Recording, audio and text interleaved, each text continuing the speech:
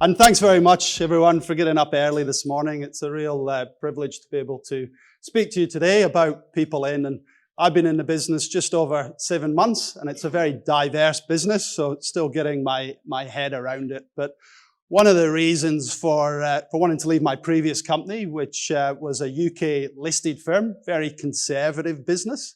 So I was looking for an entrepreneurial business that could really move fast. And I think what we've all learned over COVID, you got to move fast because times change pretty bloody quickly.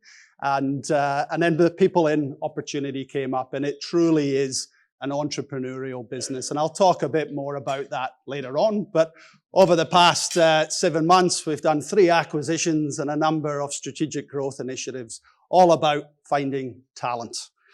So without further ado, I will crack on. And Tim, you've covered a wee bit of this already, so you've done the job for me with the first couple of slides. But as Tim said, we're the largest ASX-listed talent solutions company, and we're the most diverse listed talent solutions business as well.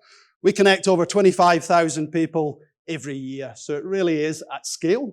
But we have specialist recruitment, labor hire, talent solution businesses. And as I said, at scale over a broad range of sectors. And I'll talk about the sectors later on because it really does provide resilience if there's any economic challenges as we move forward. So what drives PeopleIN? Well, our purpose is to harness the talent in people to be extraordinary. So we're a people business. We're only as good as the people that we provide to our clients. And we've got a number of clients here today.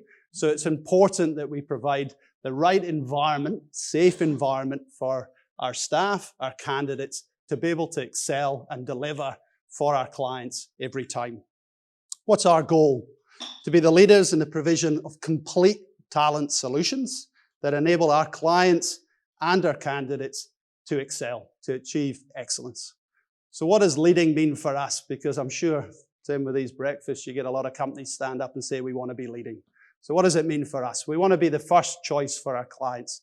After the welfare of our staff, clients are our #1 priority, and we want to deliver for them every time. So be that first choice, be the first company that they call if they need resources. That entrepreneurial spirit, so that regardless of the size that we are, we want to make sure we maintain that entrepreneurial spirit within the business, that entrepreneurial culture that's been built up over the years by our founders, Tom Reardon and Declan, and our chair, Glenn Richards, and the whole PeopleIN business. Want to be the first choice for our people. As I said, we're only as good as the staff that we have that are delivering for our clients. So we want to make sure that with that first choice that we attract the top talent to the business, both our permanent staff, so our 850 permanent staff that we have, but also our 55,000 candidates that we've got in our database at any point in time. And always deliver as well. That's extremely important for us. We want to make sure that when our clients, we're first choice for our clients, they know that we're going to deliver for them every time. And even at the moment, when nearly every business is having an issue finding talent, we want to be able to support them as best we can. What does complete talent solution mean? So for us, there's 4 elements to our talent solution. The first is around early engagement with our clients. Again, we want to be that first choice. We want to be the first consultants business that they approach if they've got any challenges, etc. So it's that advisory and management piece of our complete talent solution. So coming in and helping our clients develop their strategies, helping them develop their project plans, helping them with project management, so that we can really set that foundation and build up that goodwill and trust with our clients early on. And then we pass the baton to the engine room, which is our staffing services business. So in most of those strategies and most of those project plans, there's people that have been identified that our clients need to hire as permanent recruitment, or whether they need contractors to bring them in to help them deliver a project. And that's the core of our staffing services business. It's permanent recruitment and contracting. So we want to pass that baton from our advisory team to these businesses so that they can work with our clients to find the talent out there and help them deliver their service. So there's 3 verticals under our staffing services. The first is health and community. So we'd be one of the largest providers of nurses on the east coast of Australia. It's a real growth area for us. And there's been some headwinds this year of elective surgeries being turned off in New South Wales and Victoria. But thankfully, they're all back on, and we're starting to see the hours tick up, which is great. And we're also starting to see nurses flow in from Ireland and the UK, where pre-COVID, we used to bring a lot of nurses in from the UK. So it's great to see that starting to pick up, and hopefully visa processing times will improve, and we'll be able to really ramp those numbers as we head into the new financial year. Second vertical is our industrial and specialist services verticals. This is our blue collar vertical, very diverse across the sectors, and I'll talk about that in a bit more detail, but includes resource sector, renewables, infrastructure, hospitality, early learning. So I'd say quite broad within that vertical. And then professional services. So prior to our acquisition of Paragon in March, this was very much a technology play, but Paragon have joined the family now, and they bring financial services and business support services to the team. So that's our new vertical of professional services. And one of the key things here, so we've got 3,500 clients. They all need IT support. They all need accounting support. So it's a real cross-selling play for us, this vertical, is to meet with our clients and see if they've got any challenges in any of those back office support service space, and how we can help them find accountants, how we can help them find IT resources, etc. And then to our third part of our complete solution, which is upskilling. This is all about security of candidate supply. One of the biggest challenges in Australia at the moment is obviously finding people. And we'll continue to look at a number of avenues, but upskilling is all about creating the supply. So let's upskill those on our database, 55,000 on our database, into high demand roles or into higher rate brackets so they can earn more money. So this is a key focus area for us as we move forward. We currently have one RTO in the business, which is in the health space. So it provides very specialist training to our nurses. So if they want to become a cardiac surgery nurse, then we'll provide that specialist training so they can get all the certificates, so then they can go and do that job. And for us, that provides us access to that the database of nurses through our training business. But also it allows us to provide more to our nurses so they can stay within the PeopleIN family, they can be upskilled and actually create, achieve their career aspirations, but also go up to a higher salary bracket as well with this specialist training. And then at the core of our complete solution is innovation. That includes both technology. We're not a tech business, but we want to be technology-enabled services. But we also want to promote that innovative culture across the business. So they're all 850 staff. Look at what they are doing day in, day out, and ask the question, can I be doing this more efficiently? And ultimately, that's going to support our clients as well. We can drive that efficiency through the business. So a busy slide, and those at the back probably need the eyes of a ninja, so I apologize for that, but I'll just pick up on a couple of points. And the key thing on this slide is diversity. We're a very diverse business, and that provides resilience. As I said before, if there's any economic challenges ahead, then that diversity for us means we'll have sectors that are down, but then we can re-roll staff into sectors where the money is. So a couple of points just want to pick up on here that reinforce our diversity, but also scale. So as I said, we've got 55,000 on the database. Every week, we are payrolling between 10,000 and 15,000 staff. So it's a massive engine room that we have within the business. 3,500 clients. So a really solid client base, again, for us to cross-sell when we come back to that professional services vertical. Geographically, we're spread. We've got 40 offices. And we're not just in the big cities. So we have regional offices so that we can really provide our clients that have regional operations that tailored service and actually help them attract locals into their operations, not just giving them a city viewpoint, which we find is key and is a key part of our DNA to maintain the regional operations as we move forward. On the bottom right, that's our sectors. So again, sector-wise, very diverse. And the big part of our business, we can move between sectors. As again said before, that resilience piece is key. So if we've got tradies that are providing services in the resource sector, So they're in the Pilbara or they're up at Mount Isa. If there's any slow in the resource sector, we can move those tradies into other sectors like transport, infrastructure, or construction.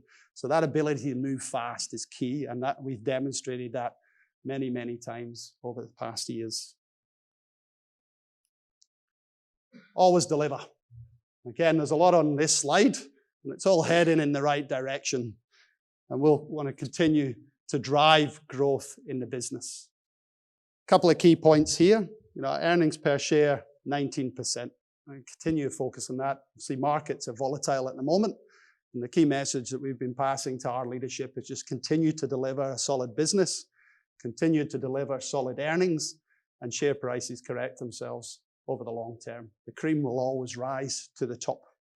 The other point is organic growth. So this isn't just an acquisition play for us. We've achieved double-digit organic growth year on year. At the half year, so over the first 6 months of this financial year, we achieved 10% organic growth. So conditions are good, and looking forward, we believe conditions will continue to be good for us as a talent solutions business. Again, there's a fair amount we're packing in these slides, but I'll pull out a couple of key points from this. So this is the journey of the business. Since listing in 2017, we've acquired 13 companies. You can see the brands there.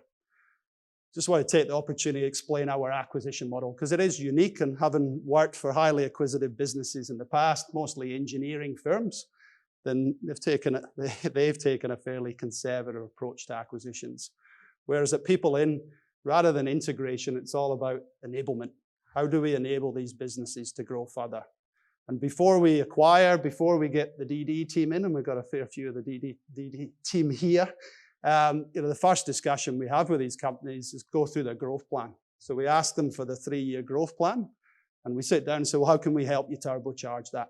What do you want from us so that you can realize that financial target, that people target over the 3-year period, and really nut that out to identify what investment we need to make in order to support them. We also sit with each of the leaders and understand what are their drivers. So there's no surprises. If they want to leave after 3 years, let's have that discussion and make sure we plan for that before we sign the share purchase agreement and crack into the acquisition. So it's fundamental to how we do acquisitions, and it's been very successful so far, and we'll continue that approach as we move forward. And I'll pick up on Halcyon Knights. So we acquired Halcyon Knights, which is an IT recruitment and contracting business, one of the largest IT technology recruitment businesses on the East Coast. Acquired them in 2019. Around 4 million was their EBITDA, FME. They've more than doubled that 3 years on, and those 3 years have been fairly challenging as well. So great to see them perform. And again, it's all about how PeopleIN can enable them for further growth. And over that time, they acquired a couple of firms as well as infill bolt-on acquisitions. And that was all discussed pre-bringing them into the business. What's your organic initiatives? What's your acquisition initiatives as well?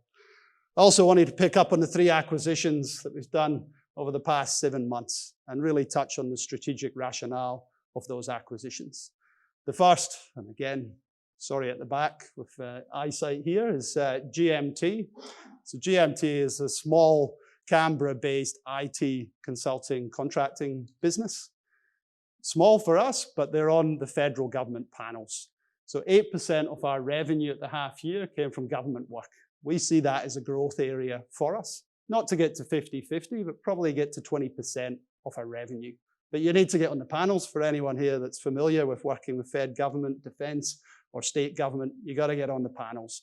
GMT have been on the panels for many years, have demonstrated track record on those panels, but they were small.